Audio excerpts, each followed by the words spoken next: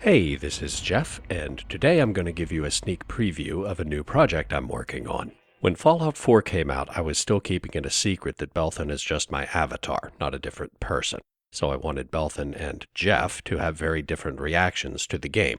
Belthan loathed everything about it. Jeff thought it was an adequate action shooter, but was disappointed that it wasn't a true RPG in the tradition of previous titles in the franchise. My real feelings were somewhere in the middle, and I made a mod that reintroduced some game mechanics from the New Vegas generation, and I was frankly surprised at the lukewarm reception.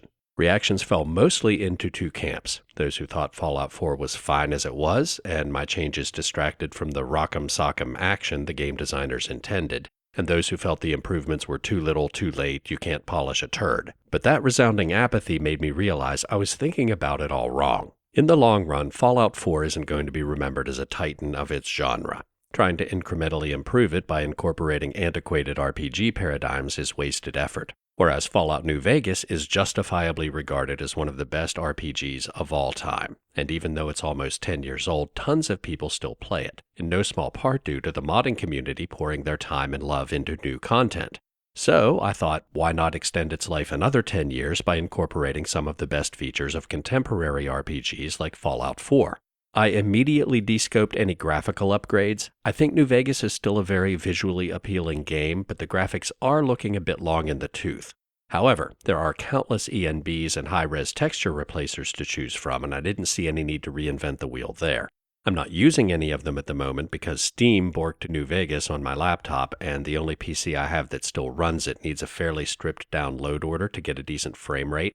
I wanted to focus on things like making the dialogue system more immersive. So feature number 1 is a cinematic third-person camera during NPC dialogue.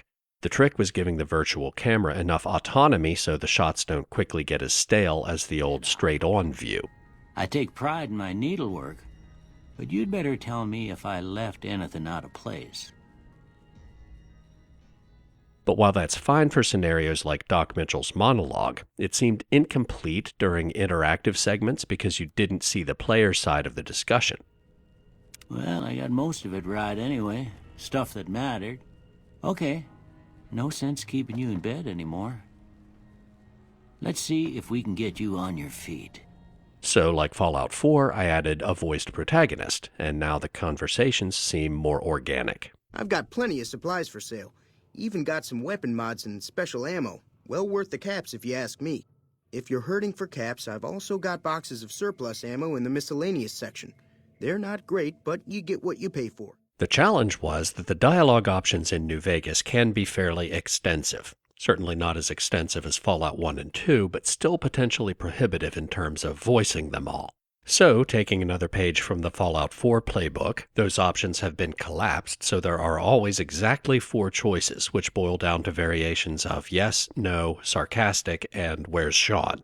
And likewise, because of the limited number of text characters to display the player's response options, that text is a condensed version of what the player will actually say. It almost becomes like a minigame, trying to guess which option will result in the protagonist saying something close to what you want to express. Surplus ammo sounds great. I'm also looking for factory second armor and generic soda. It's all about quantity over quality.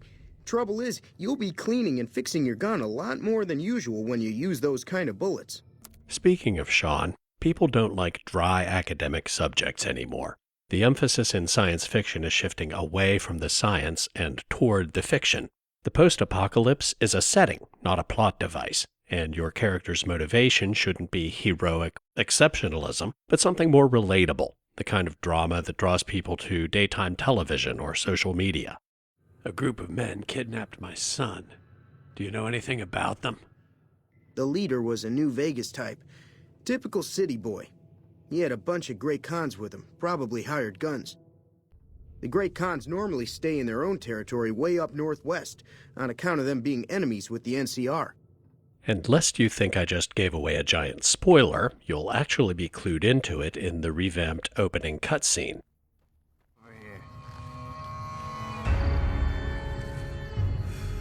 Time to cash out. Will you get it over with?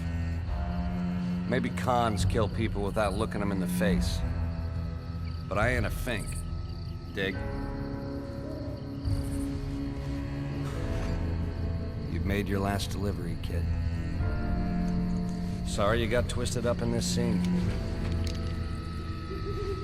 From where you're kneeling must seem like an 18-carat run of bad luck. Truth is, the game was rigged from the start.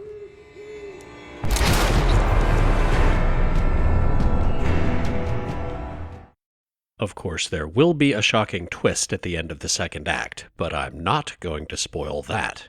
Now, making the player's motivation more accessible leads to another change adapted from the modern RPG idiom. Let's face it, politics is boring.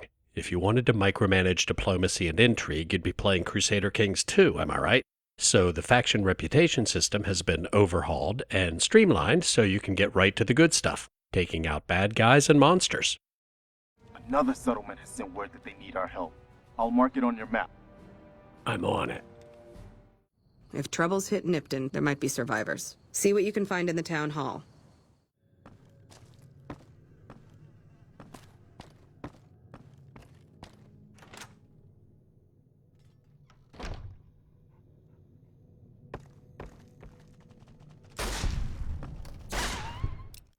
Another settlement has sent word that they need our help.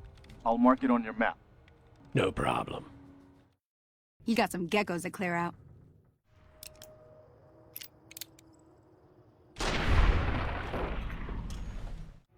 Another settlement has sent word that they need our help.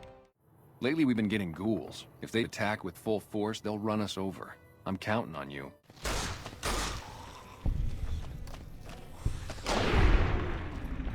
Another settlement has sent word. Powder gangers, that's what we're dealing with now.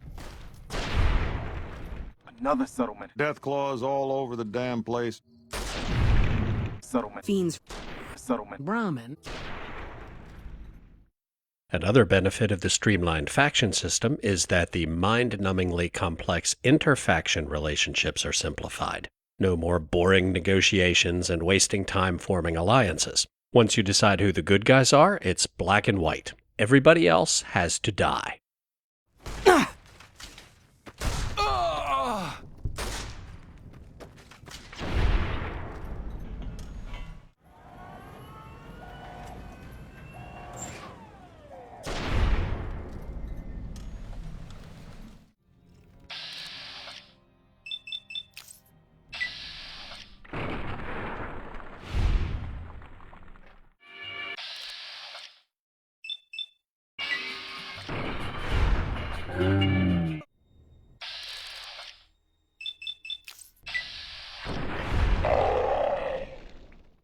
I know that might seem like it's lacking nuance if you're used to the old-fashioned system, but it's more than compensated for by the fact that when you blow up the Brotherhood of Steel, you don't just see a little bit of smoke coming out of the vents anymore. You get a proper big explosion.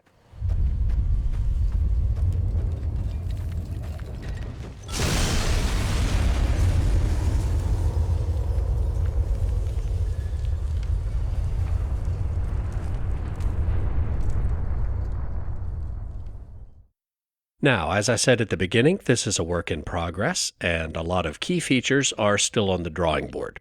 Romanceable companions, rearranging the player's dialogue responses from a list into a wheel, making hardcore mode more tedious, randomizing VATS combat so it'll occasionally drain your action points without actually performing your attacks, and a host of other changes to bring New Vegas up to the modern RPG standard established by Fallout 4. That's a monumental undertaking. I'll probably need about a year, so expect the release date to be around next April Fool's Day. Thanks for watching, and I'll see you soon. I didn't fight my way through tunnelers and marked men to walk away empty-handed. Where's Sean, you bastard? You don't understand. You've answered your own question. I am Sean.